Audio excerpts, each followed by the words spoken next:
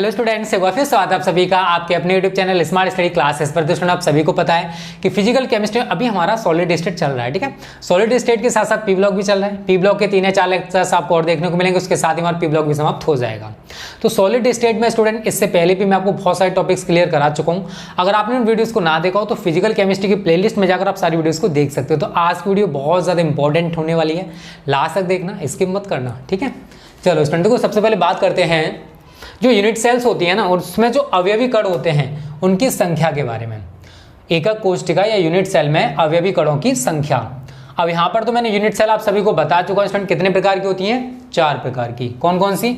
आद्य या सरल एकक कोशिका, सिंपल क्यूबिक सेल, दूसरी है अंतः केंद्रित एकक कोशिका, बेस सेंटर्ड क्यूबिक सेल, तीसरी है फलक केंद्रित एकक कोशिका, फेस सेंटर्ड क्यूबिक सेल, चौथी है अंत्य केंद्रित एकक कोशिका जिसको कहते हैं एंड सेंटर्ड क्यूबिक सेल। अगर हम अवयवी कणों की बात करें, समझना यहां से टॉपिक को जो मैं समझाना चाहता हूं सभी को, मैं विद डायग्राम भी आपको समझाऊंगा। अगर मैं सिंपल क्यूबिक सेल बनाता हूं तो हमारी सिंपल क्यूबिक सेल स्टूडेंट कुछ इस प्रकार से बनेगी, ठीक है ना। आपको क्लियर हो जाए इस वजह से आपको ये डायग्राम बनाया जा रहा है, क्योंकि आप सभी के दिमाग में कोई भी सस्पेंस नहीं रहना चाहिए, ये हम लोग चाहते हैं। देखो ये हमारी जितने भी कोने हैं, इन सभी कोनों पर हमारे अवयवी कण उपस्थित होते हैं। तो इन सभी कोनों पर हम स्टूडेंट क्या लगा देंगे? अवयवी कणों को। तो अगर आप अवयवी कणों की संख्या देखोगे तो स्टूडेंट जो सिंपल क्यूबिक सेल है, ये क्या है हमारी SCC मतलब सिंपल क्यूबिक सेल, तो इसमें कितने अवयवी कण हैं? 1 2 3 4 5 6 7 8। तो जो सिंपल क्यूबिक सेल होती है उसमें जो कुल अवयवी कणों की संख्या है वो कितनी होती है? 8। लेकिन अगर हम कणों का एक यूनिट सेल में योगदान की बात करें तो समझना, अगर कोने पर हैं, कितने कोने होते हैं? 8 कोने होते हैं। सभी जितने भी क्यूबिक सेल्स ले रखे हैं सभी में आपको 8 कोने दिखाई देंगे, और 8 कोनों पर क्या लगे होते हैं? 8 अवयवी कण। लेकिन अगर हम एक यूनिट सेल में अवयवी कण का योगदान निकालें तो क्या करोगे आप सभी? कणों का एकक कोशिका में योगदान। तो अगर कोने पर हैं तो आप क्या करोगे? 8 गुणा 1/8 कर दोगे। तो 8 का गुणा 1/8 में करना, तो 8 से 8 कट जाएगा स्टूडेंट, कितना आएगा? 1। तो जो प्रभावी कण है वो प्रभावी कण में आप यहां कितना लिख दोगे? 1। कितना लिखोगे? 1। एक सिंपल क्यूबिक सेल में जो प्रभावी कणों की संख्या आपसे पूछी जाए तो कितनी होगी? वो 1 होगी। कैसे निकाली आप सभी को क्लियर है? एक कणों का हम एक एकक कोशिका में योगदान निकालना चाहते हैं, एक यूनिट सेल में योगदान निकालना चाहते हैं। फिर मैं बात करता हूं सेकेंड पॉइंट की, अंतः केंद्रित एकक कोशिका। तो इसका डायग्राम बनाओगे आप सभी। पहले तो जैसा हमने SCC को बनाया वैसे ही बना देंगे, थोड़ा सा इसमें चेंज आएगा जो कि मैं आपको बता दूंगा, ठीक है। थोड़ा टेढ़ा हो गया है, चलो ऐसे करके लिखते हैं इसको, आप बना लेना, ठीक है ना, अपने पैमाने से सही से, ठीक है ना। अब हम बनाएंगे सेकंड टाइप जो है। अब देखो स्टूडेंट इसमें क्या होता है, जो मैं सेकंड पॉइंट की बात कर रहा हूँ, ठीक है ना, जो हमारी बेस सेंटर्ड क्यूबिक सेल होती है, जो अंतः केंद्रित एकक कोशिका होती है, उसमें अवयवी कण कोनों पर तो होते हैं, हम इन सभी कोनों पर एक एक अवयवी कण लगा देंगे। लेकिन इसमें एक अवयवी कण जो है वो इसके केंद्र पर भी उपस्थित होता है, ठीक है ना। जो सेकंड पॉइंट है अंतः केंद्रित एकक कोशिका बेस सेंटर्ड क्यूबिक सेल, तो 8 अवयवी कण तो कोनों पर उपस्थित हैं, लेकिन एक अवयवी कण इसके केंद्र पर भी उपस्थित होता है, ठीक है। तो आप क्या करोगे? अवयवी कणों की संख्या में तो कोने पर कितने अवयवी कण हैं? बताओ जल्दी से। 8। और एक हमारा कहां पर है? केंद्र पर। तो आप क्या करोगे समझना यहां से। देखो जो कोनों पर अवयवी कण है उनमें तो आपको 1/8 से ही मल्टीपल करना है, तो ये तो हमारे यहां पर 1 ही निकल के आएगा। लेकिन जो केंद्र पर अवयवी कण है स्टूडेंट, उससे हमें कोई मतलब नहीं है। अगर यहां पर 1 है तो हम यहां पर डायरेक्ट 1 ही लिख देंगे, इसमें कोई भी आप मल्टीपल नहीं करोगे अगर केंद्र पर है तो टोटल अगर हम प्रभावी कण निकालें तो 1 + 1 कितना हो जाएगा? 2। तो स्टूडेंट अगर आपसे पूछा जाता है कि अंतः केंद्रित एकक कोशिका में जो बेस सेंटर्ड क्यूबिक सेल है उसमें जो प्रभावी कण होते हैं वो कितने होते हैं, तो कितने होते हैं? 2। ये न्यूमेरिकल्स में यूज होंगे। किसमें यूज होंगे? न्यूमेरिकल्स में। क्लियर सभी को? कैसे मैं निकाला समझ में आ गया होगा। फिर बात करते हैं फलक केंद्रित एकक कोशिका फेस सेंटर्ड क्यूबिक सेल की। तो हम क्या करेंगे? पहले वही सिंपल सा प्यारा सा डायग्राम बनाएंगे।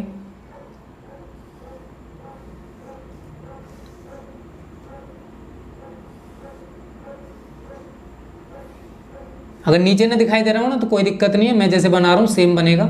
थोड़ा सा अगला डायग्राम बड़ा कर दूंगा, ठीक है ना, ऊपर कर दूंगा मतलब। तो इसमें क्या होता है स्टूडेंट कि जो अवयवी कण है आप सभी कोनों पर तो दिखाओगे, सभी में दिखाने हैं, ठीक है, ये कोने हैं तो सभी पर हमारे अवयवी कण उपस्थित होंगे। तो अवयवी कण इतने हमारे कोनों पर कितने हो जाते हैं, 8 हो जाते हैं, आप सभी जानते हो।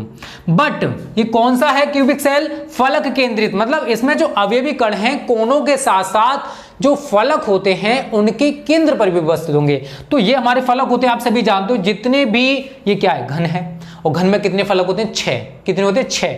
अब हम हर एक फलक पर लगा देंगे 1 2 3 4 तो आपको दिखाई दे रहा है। अब देखो आगे का हिस्सा आपको ये दिख रहा है, लेकिन इसके पीछे का भी तो होगा, तो एक अवयवी कण आप यहां दिखा दोगे और एक अवयवी कण आप यहां दिखा दोगे। तो आपको क्लियर है, ये है स्टूडेंट हमारा SCC, ये हमारा BCC, ये हमारा FCC, ठीक है, ये क्या है, FCC है, ठीक है, नीचे दिखाई देगा इसलिए मैंने ऊपर लिख दिया है। तो अब आप इसमें क्या करोगे, समझना, कोने पर तो हमें पता पड़ गया कितने अवयवी कण हैं, 8, लेकिन फलक पर कितने अवयवी कण हैं, तो फलक पर स्टूडेंट आप सभी को दिखाई दे रहा है कितने अवयवी कण हैं, 6।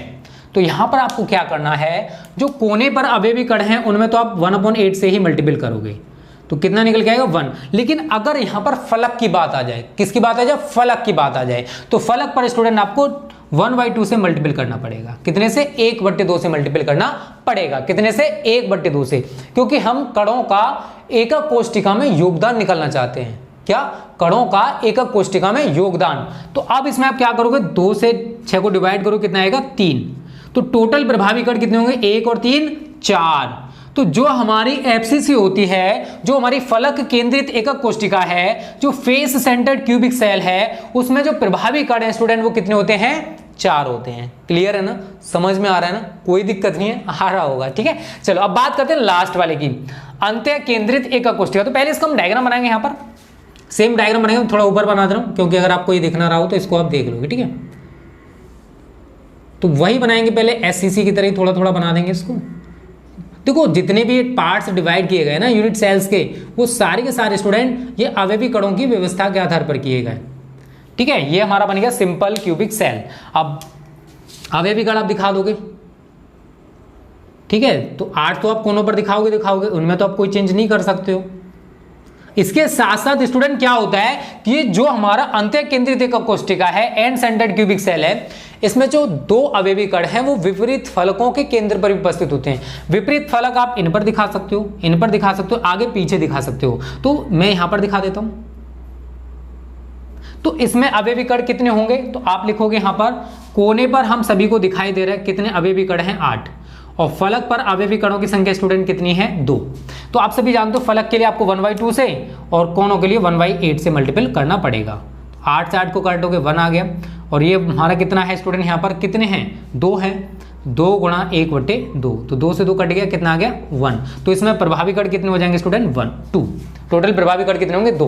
तो स्टूडेंट ये है यूनिट सेल में अवयवी कणों की संख्या। किसी भी यूनिट सेल में अगर प्रभावी कणों की संख्या, कुल अवयवी कणों की संख्या आप ऐसे करके निकाल सकते हो। अगर कुल अवयवी कण आपसे SCC में पूछे जाए तो कितने होंगे, 8। BCC में कितने होंगे, 8 और 1 9। FCC में कितने होंगे, 8 और 6 14। ECC में कितने होंगे, 8 और 2 10। लेकिन अगर कणों का एकक कोष्टिका में योगदान देखें तो आपको इस तरीके से निकालने हैं। कोने हैं, कोने पर अवयवी कण दे रखे हैं तो उसमें आप प्रभावी कण निकालने के लिए 1/8 से मल्टीपल करोगे, और अगर फलक दे रखे हैं, फलक पर है, तो वहां पर आपको 1/2 से करना पड़ेगा। क्लियर है, तो जल्दी से इसका स्क्रीनशॉट ले लो। ये पहला टॉपिक हमारा कंप्लीट हो चुका है और मैं उम्मीद कर सकता हूं कि आप सभी की समझ में भी आ गया होगा। अब इससे अगला जो टॉपिक है स्टूडेंट आप सभी के लिए बहुत ही इंपॉर्टेंट है, ये मान लो आप सभी। तो पहले इतने का स्क्रीनशॉट ले लो, फिर मैं अगले को थोड़ा डिटेल में बताने की कोशिश करूंगा। देखो स्टूडेंट, क्रिस्टल दोष, क्रिस्टल डिफेक्ट्स के बारे में बताने वाला हूं। जो क्रिस्टल दोष है स्टूडेंट, वैसे किसी भी ठोस में 2 प्रकार के होते हैं, बिंदु दोष और रेखीय दोष। अगर कणों में आपस में कैसे भी इंटरचेंजेज हो जाए, कणों की व्यवस्था में कोई परिवर्तन हो जाए, तो वो होते हैं बिंदु दोष। बिंदु दोष भी आपके स्टूडेंट में 2 प्रकार के पढ़ाऊंगा, रस समीकरणमितीय दोष और अरस समीकरणमितीय दोष। जो हमारा पहला टाइप है, इसमें भी स्टूडेंट मैं आपको कई पॉइंट्स बताने वाला हूं।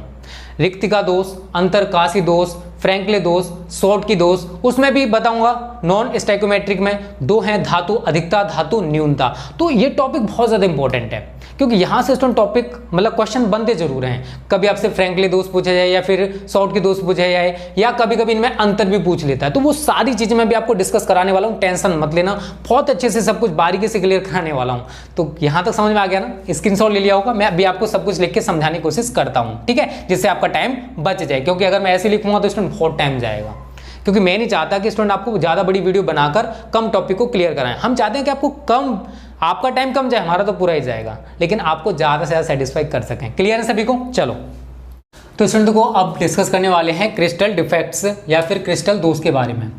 तो देखो स्टूडेंट, जो क्रिस्टल होता है, आप सभी को मैं क्रिस्टल के बारे में बता चुका हूँ। तो क्रिस्टल की अगर पूर्ण क्रमिक व्यवस्था मतलब जो पूरी उसकी संरचना है, अगर उसमें कोई भी अनियमितता हो जाए या फिर विचलन हो जाए तो इसको कहते हैं हम लोग क्रिस्टल डिफेक्ट्स या क्रिस्टल दोष। तो जो क्रिस्टल है, अगर उसकी व्यवस्था में कोई भी चेंजेज हो जाता है, कोई भी परिवर्तन हो जाता है, तो उसको हम कहते हैं क्रिस्टल दोष। क्रिस्टल दोष स्टूडेंट दो प्रकार के होते हैं, बिंदु दोष और रेखीय दोष। लेकिन हम डिस्कस करेंगे केवल बिंदु दोष के बारे में, क्योंकि पूरे के पूरे क्रिस्टल में हमें ये बिंदु दोष ही देखने को मिलेगा, ना कि रेखीय दोष। तो हम इसको तो डिस्कस करने वाले हैं ही नहीं, क्योंकि आपके सिलेबस में है ही नहीं। हम डिस्कस करेंगे केवल और केवल बिंदु दोष के बारे में। अब देखो स्टूडेंट, कोई भी अगर संरचना है, कोई भी आपका क्रिस्टल है, अगर उसमें आप सभी जानते हो अवयवी कण होते हैं, अगर अवयवी कणों की व्यवस्था में कोई परिवर्तन हो जाता है, अवयवी कणों की व्यवस्था में कोई परिवर्तन हो जाता है, तो उत्पन्न दोष बिंदु दोष कहलाता है। अब इसके स्टूडेंट मैंने यहाँ पर देखो कितने दो टाइप्स लिखे हैं। रस समीकरणमितीय दोष। रस समीकरणमितीय दोष में क्या होता है स्टूडेंट, अगर ये किसी क्रिस्टल में हो जाता है तो उस यौगिक के संरचना सूत्र में कोई भी परिवर्तन नहीं होता। अर्थात इसमें क्या होता है कि धनायन और ऋणायन जो है अपना स्थान इधर उधर कर लेते हैं या फिर अंतराकाशी स्थानों में चले जाते हैं, तो यौगिक के जो सूत्र है उसमें कोई भी परिवर्तन नहीं होता है, ठीक है। लेकिन स्टूडेंट जो हमारा ये दूसरा टाइप है, इसमें क्या होता है, अगर ये किसी क्रिस्टल में हो जाता है तो उसके संरचना सूत्र में परिवर्तन हो जाएगा, या फिर कह सकते हैं कि उसके अणु सूत्र में परिवर्तन आ जाता है। तो स्थिर अनुपात नियम का ये पालन नहीं करता है, लेकिन ये करता है। क्लियर है? इसके भी स्टूडेंट, इसके अंदर भी मैं आपको 4 दोष पढ़ाने वाला हूं। रिक्तिका दोष, अंतराकाशी दोष, शॉर्टकी दोष एंड फ्रैंकेल दोष। और जो हमारा नॉन स्टैइकोमेट्रिक डिफेक्ट्स है, इसमें स्टूडेंट ये 2 प्रकार के होते हैं वैसे तो, धातु अधिकता, धातु न्यूनता। इनमें भी स्टूडेंट 2-2 पॉइंट्स हैं। धातु अधिकता में भी 2 पॉइंट्स हैं, धनायन आधिक्य और ऋणायन न्यूनता। और धातु न्यूनता में भी 2 पॉइंट्स हैं, धातु न्यूनता और ऋणायन अधिकता। तो देखो अभी तो स्टूडेंट हम ज्यादा डिस्कस नहीं करेंगे, अभी केवल ये 2 दोष के बारे में डिस्कस करने वाले हैं। एक तो रिक्तिका दोष और दूसरा अंतराकाशी दोष। तो देखो रिक्तिका दोष में स्टूडेंट क्या होता है, मैं आपको डायग्राम बना के समझाने की कोशिश करता हूं। हमारे रिक्तिका दोष में स्टूडेंट जो अवयवी कण हैं, ये अवयवी कण हैं, क्या है ये अवयवी कण। लेकिन रिक्तिका दोष में क्या होता है, किसी कारणवश जैसे यहां से हमारा जो अवयवी कण है वो कहीं चला गया, मतलब यहां पर खाली स्थान हो गया, सेम यहां से भी जा सकता है, तो इससे क्या होगा स्टूडेंट, उस क्रिस्टल में दोष उत्पन्न हो जाएगा। और इस दोष को हम क्या कहते हैं, रिक्तिका दोष। क्या कहते हैं स्टूडेंट, रिक्तिका दोष। लेकिन अंतराकाशी दोष में स्टूडेंट क्या होता है कि जो अवयवी कण है वो जो खाली स्थान होते हैं ना, जो अंतराकाशी स्थान होते हैं, जैसे मैं आपको बताने की कोशिश करूंगा, ये अवयवी कण है। तो ये अवयवी कण स्टूडेंट क्या होता है, हमने सभी जगह लगा दिए। ये अवयवी कण स्टूडेंट, ये जो खाली स्थान है ना, इसमें भी आ जाते हैं, जिसको कहते हैं अंतराकाशी स्थान। यहां पर आ सकते हैं और यहां पर भी आ सकते हैं। तो इस प्रकार का जो दोष उत्पन्न होगा, ये स्टूडेंट अतिरिक्त हैं, ये अतिरिक्त हैं जो कि अपनी व्यवस्था को छोड़कर आए हैं, जिसको कहते हैं अंतराकाशी दोष। क्या कहते हैं इसको, अंतराकाशी दोष। तो ये 2 प्रकार के दोष आपको क्लियर हो गए, रिक्तिका दोष और ये हमारा अंतराकाशी दोष। उसके बाद नेक्स्ट वीडियो में स्टूडेंट मैं आपको बहुत कुछ क्लियर कराने वाला हूं। शॉर्टकी दोष, फ्रैंकेल दोष, धातु अधिकता, धातु न्यूनता, धनायन आधिक्य, ऋणायन न्यूनता, धनायन न्यूनता, ऋणायन अधिकता, ये सारे के सारे पॉइंट्स आपको नेक्स्ट वीडियो में डिस्कस करा दूंगा। तो नेक्स्ट वीडियो में आपका पूरा क्रिस्टल डिफेक्ट्स कंप्लीट हो जाएगा। तो स्टूडेंट आज भी हमने बहुत कुछ जाना, ठीक है ना। उम्मीद करता हूं आपको ये वीडियो अच्छी लगी होगी। आज आपको एक और सरप्राइज है, आपको पी ब्लॉक की वीडियो मिलने वाली है, ठीक है। आज शाम को आपको पी ब्लॉक की वीडियो मिलेगी, जिससे आपका सिलेबस अच्छे से मेंटेन होता रहे, सिलेबस की टेंशन मतलब हो जाएगा। तो स्टूडेंट उम्मीद करता हूं ये प्यारी सी वीडियो को पसंद आई होगी। अच्छी लगी वीडियो को लाइक और शेयर जरूर करना। Okay students, thank you. जय हिंद, जय भारत।